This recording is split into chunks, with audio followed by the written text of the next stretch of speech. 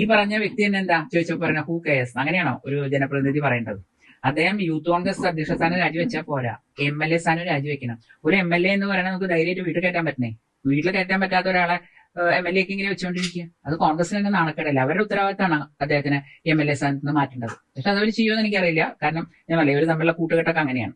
KPC president പോലും അങ്ങനെ പറഞ്ഞപ്പോൾ എനിക്കതൊരു എന്താ പറയണ്ടത്, ഇത്രയും അതപ്പതിച്ചു പോയോ കോൺഗ്രസ് എന്ന് എനിക്ക് തോന്നി. ഇപ്പൊ ഒരാളല്ലല്ലോ പറയണത്, എത്ര പേരായി പറയണം ഒരേമാതിരി. ഒരു പെണ്ണും മുകളിൽ പരാതി കൊടുക്കാണ്ട് പബ്ലിക്കായിട്ട് പറയില്ല. ഒരു പെണ്ണിന് അത് പറയാൻ ഇഷ്ടപ്പെടില്ല. അപ്പൊ എല്ലാ സ്ഥലത്തും നേതാക്കന്മാരുടെ അടുത്തൊക്കെ പോയി പരാതി പറഞ്ഞിട്ടായിരിക്കും ഇവരൊക്കെ പുറത്ത് പറഞ്ഞിട്ടുണ്ടാവുക.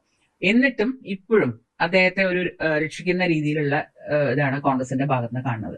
ഇതൊന്നുമല്ല, ഇതൊരു ചെറിയ കാര്യമാണ്. ഇനി കാര്യങ്ങൾ വരാനിരിക്കുന്നേ ഉള്ളൂ. ഇതിന്റെ മുകളിലുണ്ടല്ലോ കുറെ പേര്, ആരും നല്ല കക്ഷികളൊന്നുമല്ല. ഇദ്ദേഹത്തിന് എനിക്ക് തോന്നുന്ന, സത്യം പറഞ്ഞാൽ എവിടെ ഒരു മാനസിക എന്തോ ഒരു വിഭ്രാന്തി ഉണ്ടെന്ന് എനിക്ക് തോന്നുന്നുണ്ട്. അല്ലെങ്കിൽ ഇങ്ങനെ ഞാൻ ഓരോന്നോരോന്ന് നിൽക്കുമ്പോൾ നമ്മൾ ഞെട്ടുള്ളൂ. സാധാരണ ഒരു മനുഷ്യനുള്ള കാര്യമല്ല.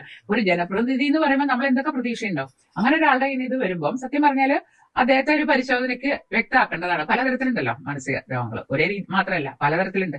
അപ്പൊ ഇത് ഏത് രീതിയിലുള്ളതെന്നുള്ളതൊന്ന് കണ്ടുപിടിച്ചാൽ നന്നായിരുന്നു. ഇത് ഒരു പാവപ്പെട്ട ഒരു സ്ത്രീയുടെ മനസ്സിന്റെ ശാപമാണ് ഈ മനുഷ്യനെ ഇപ്പൊ കിടന്ന് അനുഭവിക്കണം. കാരണം അത് പറയേണ്ട ഒരു കാര്യമില്ല. എനിക്ക് അച്ഛനെ പറഞ്ഞിരുന്നെങ്കിൽ എനിക്ക് അത്ര അത് രാഷ്ട്രീയമായിട്ട് എടുക്കാൻ എനിക്കറിയാം.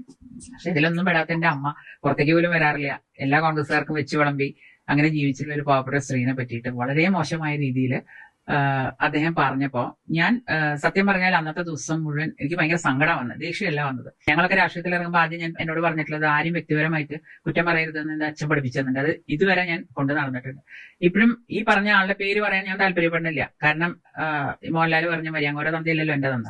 ഈ VD സതീശനെ പോലെയുള്ള ഒരു വ്യക്തി കൂടെ നിൽക്കുന്ന ഒരാൾ തെറ്റ് അദ്ദേഹത്തിന് മനസ്സിലാവേണ്ടെന്ന് തോന്നുന്നുണ്ടോ? അത് നല്ലോണം മനസ്സിലായിട്ടുണ്ടോ? പക്ഷെ എന്തുകൊണ്ടാണ് എന്തിനാണ് ഇദ്ദേഹത്തെ ഇങ്ങനെ പ്രൊട്ടക്ട് ചെയ്യുന്നത്? അതിന് ഉത്തരം നേതൃത്വം പറഞ്ഞേ പറ്റുള്ളൂ.